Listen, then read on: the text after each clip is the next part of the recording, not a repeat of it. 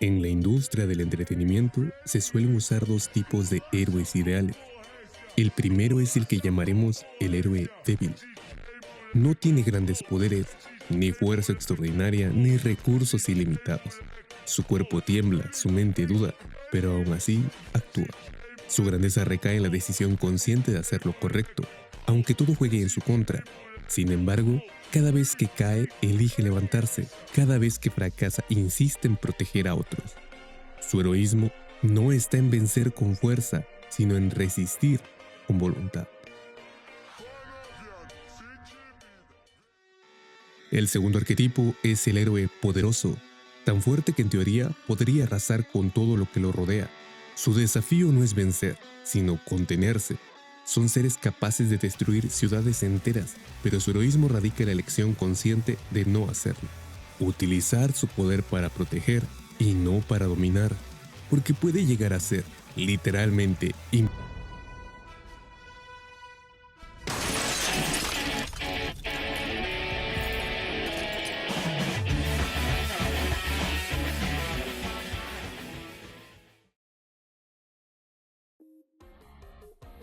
Cuando era más joven, hablar de superhéroes era casi obligatorio.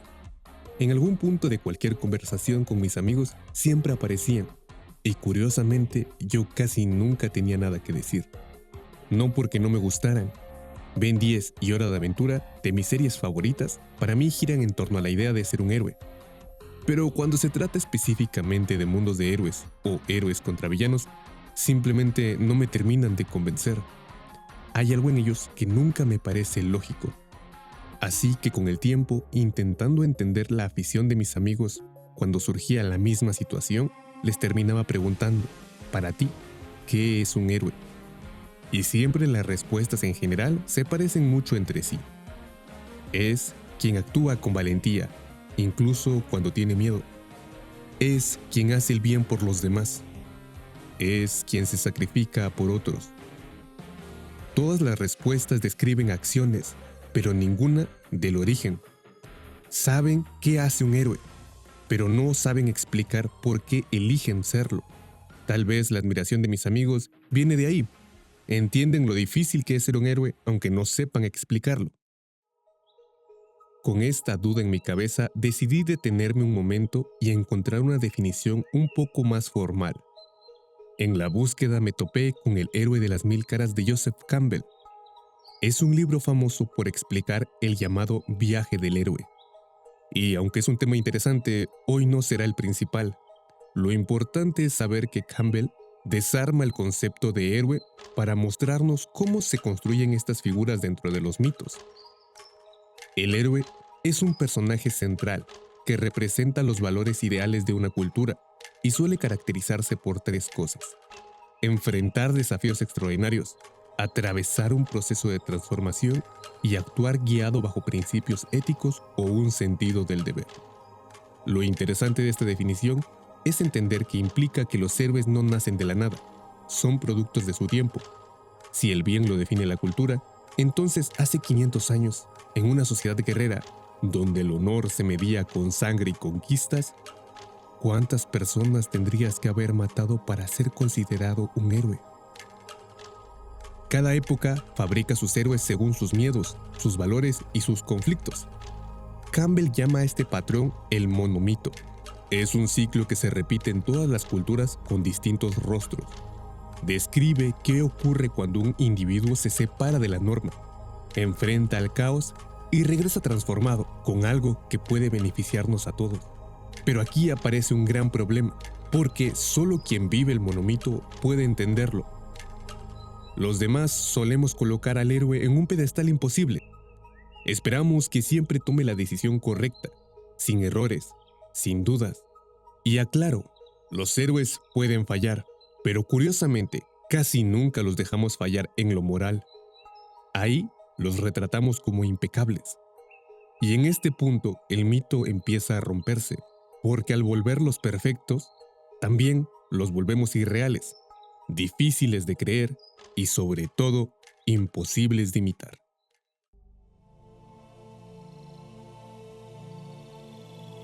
Cuando entendemos que lo que se considera bueno está ligado a los valores de su época, aparece una pregunta inevitable.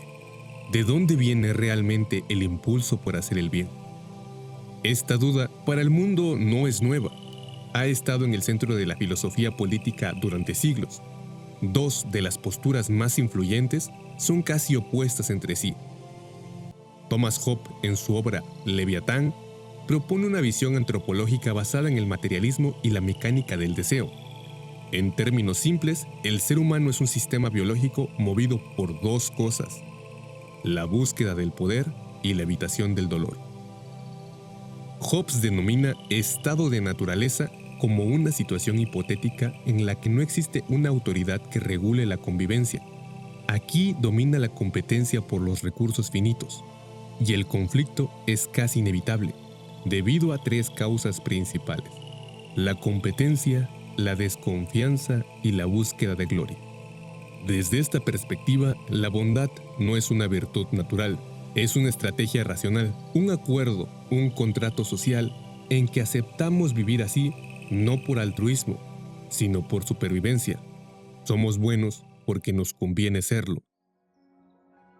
Rousseau, en el discurso sobre el origen de la desigualdad, sostiene todo lo opuesto. Para él, el ser humano posee dos impulsos anteriores a la razón: el amor de sí, es decir, nuestro instinto de conservación, y la piedad, una repugnancia natural ante el sufrimiento de otro semejante. En nuestro estado natural, el individuo no es violento ni competitivo. Somos más bien solitarios, autosuficientes y relativamente pacíficos. La agresividad sistemática, o maldad, no surge de la naturaleza humana, sino cuando aparece la vida civil, y con ella la propiedad privada. Según Rousseau, no es la civilización la que nos vuelve mejores, es la que nos corrompe. La comparación constante, la desigualdad y la propiedad privada introducen la vanidad, el resentimiento y la violencia estructural. Entonces, ¿quién tiene razón? Pues no se trata sobre elegir un bando, sino de entender que ambos captaron partes distintas de un mismo fenómeno: nuestra arquitectura biológica. La neurociencia moderna y la psicología evolutiva de autores como Franz de Waal han aportado evidencia empírica que matiza la dicotomía. Hoy sabemos que poseemos sistemas neuronales específicos, como las neuronas espejo, que facilitan la empatía y la cooperación, pero estas conductas no son casuales, son ventajas adaptativas. Los grupos que cooperan tienen mayores tasas de supervivencia que los grupos puramente competitivos, pero estos mecanismos prosociales coexisten también con la amígdala y el sistema límbico, regiones encargadas de la autopreservación, la respuesta al estrés y la agresión reactiva. Desde esta perspectiva, la bondad no es un estado natural absoluto, es un conjunto de conductas prosociales profundamente dependientes del contexto. No es un rasgo fijo de nuestra personalidad. Es un fenómeno moldeable. La capacidad de empatizar y actuar éticamente funciona más bien como un músculo. Se fortalece con la estabilidad, la confianza y el refuerzo social, pero se debilita e incluso puede hasta atrofiarse bajo condiciones de estrés crónico, escasez o la deshumanización.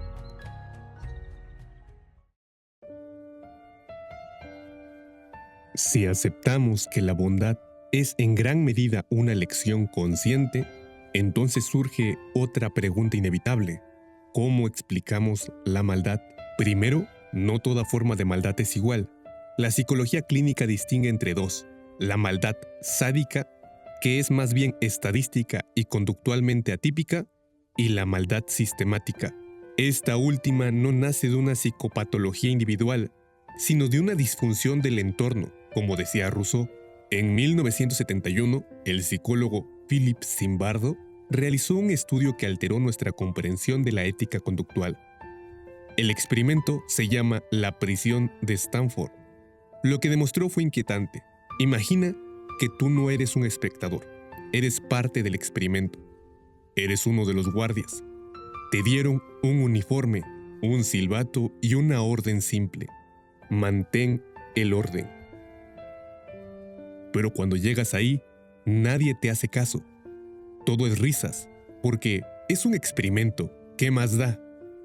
Hasta que tanta burla drena tu orgullo. Ves la macana y... Según el análisis de Zimbardo, la transformación del individuo ocurre mediante 3 catalizadores específicos. El anonimato, cuando una persona pierde su identidad individual, tal vez tras un uniforme, un rol o un grupo, y la sensación de responsabilidad disminuye. El segundo, la autoridad, la presencia de un sistema jerárquico que valida la conducta violenta y reduce la carga moral del ejecutor. Y por último, la deshumanización del otro. Es un proceso cognitivo donde se despoja a la víctima de sus atributos humanos. Se convierte en un número, en un enemigo o en una función.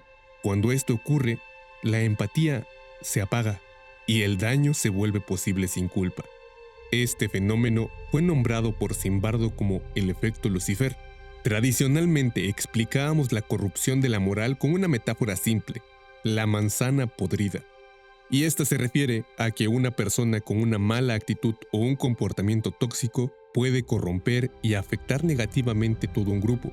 Sin embargo, la evidencia del experimento sugiere algo distinto, que también existen los barriles podridos. Existen contextos enteros, sistemas, instituciones, gobiernos, que deterioran activamente el juicio moral de quienes viven dentro de ellos.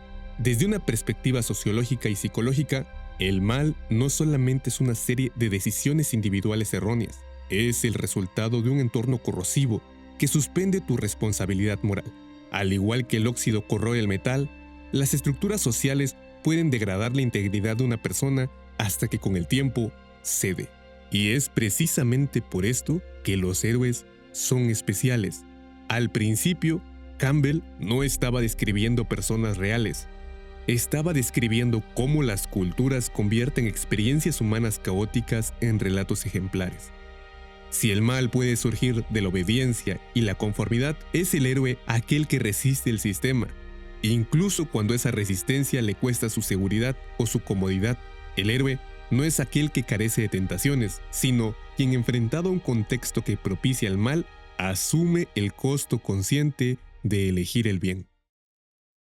Cuando pensamos en actos heroicos fuera del cine, casi siempre nos imaginamos dirigidos a personas cercanas, familiares, amigos, personas que forman parte de nuestro círculo. Y como ya vimos desde la biología evolutiva, esto es comprensible. Proteger a quienes amamos no es un misterio. Es una extensión de nuestros instintos de supervivencia. Uno cuida lo que le importa, y en cierto sentido también se cuida a sí mismo. ¿Te imaginas salvando al jefe que odias, a tus compañeros de clase que desprecias? Raro, ¿no? ¿Por qué los héroes dirigen sus actos heroicos hacia desconocidos? Personas por las cuales no sienten apego ni deuda y de quienes no esperamos ningún tipo de reciprocidad. A este fenómeno se le conoce como altruismo extragrupal, y desde un punto de vista evolutivo, esto es una anomalía. Y sé que te puedes imaginar a alguno de tus héroes que tienen estas mismas dudas sobre si salvar a quienes creen que no merecen tu ayuda. En este punto, los actos heroicos ya no se pueden explicar por una emoción o un instinto, se explican por una decisión. Para Kant, una acción solamente es verdaderamente moral si su motor es el deber. Él distingue entre 2 tipos de acciones: aquellas motivadas por una inclinación, ya sea sentimientos, afectos o tu propio interés, y aquellas motivadas por su imperativo categórico. Y él sostiene que este imperativo es el valor moral de una acción que no reside en un resultado ni en tu satisfacción. Reside en la voluntad de actuar bajo una máxima que desearíamos que se convirtiera en una ley universal. Algo que tú realmente crees fervientemente que es lo correcto. Hace algunos meses, realmente me volví adicto a ciertos mangas del tipo "mi abuelo me traicionó, así que reencarné 30 años en el pasado como su perro para vengarme". Y, aunque suene absurdo, puede ser un ejemplo claro. En estas obras se vive en un entorno cultural profundamente cínico. Historias donde la bondad se esconde siempre en interés. Ayudar es sinónimo de debilidad. Siempre hay una trampa detrás del altruismo. Pareciera que Corea cae en el altruismo que suele estar mediado por dos mecanismos: la reciprocidad directa, ayudo porque espero que me ayuden, y la reputación social, ayudo porque otros me ven y eso aumenta mi estatus. Y aquí es donde debemos analizar nuestro entorno, es decir, nuestro barril. En estos casos es bueno enfrentar a las personas al dilema del tranvía. La premisa sencilla: un tranvía, un tren, una locomotora está fuera de control. 5 personas están en una vía, ya sea que estén atadas por casualidad. En otra vía está una sola persona. Tú tienes una palanca, que si la presionas puedes salvar a 5 o a 1. ¿Qué haces? Desde el utilitarismo, salvar a 5 personas parece lo correcto, pero desde la ética de Kant, causar directamente la muerte de alguien sigue siendo inaceptable. En realidad, no hay respuesta cómoda. Cada opción tiene un costo moral. Y lo podemos volver aún más oscuro cuando cambiamos las piezas. Y si la única persona que está en la vía es un familiar, ¿cuántas vidas valen una? En este punto te pregunto, ¿qué haría tu héroe favorito? Tarea para la casa.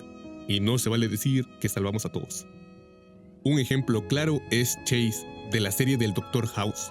Cuando él decide actuar sobre la vida de un dictador por su propio sentido de justicia, la elección implica siempre un sacrificio moral. Los héroes se eligen con el costo de sus consecuencias en sus hombros. Pero hay una tercera posibilidad que solemos olvidar. Imagina un médico con 5 pacientes que necesitan órganos distintos. Hay una persona sana en la sala que es compatible con todos. Las matemáticas son las mismas que en el tranvía. 1 muere para que 5 vivan. Sin embargo, en este punto, la mayoría de personas considera esto súper inmoral, porque aquí tú te conviertes en el agente directo del daño, aunque hay una opción oculta. El médico también es una persona sana. Si el médico toma la decisión activa de sacrificarse a sí mismo, ahí veríamos un tipo de sacrificio ético, voluntario, que encaja con nuestra definición de heroísmo. Renunciar a uno mismo, no por otro, sino por el bien ajeno. Pero, ¿es que nuestra vida no vale? No importa si el héroe usa capa, una espada o una bata de médico, todas son máscaras. Debajo de todas ellas, la cara siempre es la misma, la de un ser humano común que, enfrentado a un sistema que lo empuja a obedecer y a elegir, a pesar de todo, decide actuar con humanidad. Este pensamiento nos resulta difícil, o al menos para mí me resulta muy difícil. No conocemos a quienes salvamos, ni siquiera sabemos si lo merecen, pero justamente ese es el punto de ser un héroe. Este sacrificio radical no nace de una emoción, sino del reconocimiento del otro. Cuando ocurre, nos recuerda algo fundamental. La bondad no es genuina. Es una elección consciente y poderosa, un acto que no necesita testigos, ni justificaciones, ni siquiera reciprocidad.